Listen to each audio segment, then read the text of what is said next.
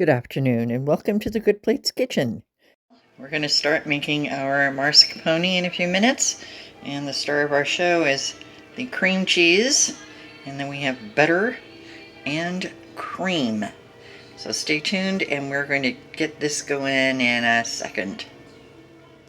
So even though it's hot here in July in Los Angeles, if your cream cheese is not completely nicely softened, you can always use the heat of your hands to do that.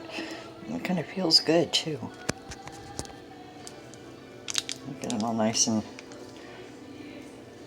soft.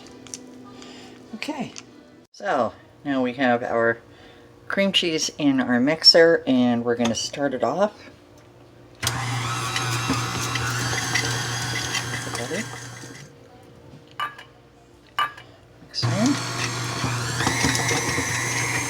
Time to stop. That's great. And now I'm going to start adding the cream. Slowly. That's coming along very nicely. Okay. Turn it down. Never abruptly stop your mixer. You could tear the gears. Okay, this is my finished cream cheese mascarpone. Thanks for watching. See you next time on The Good Plate.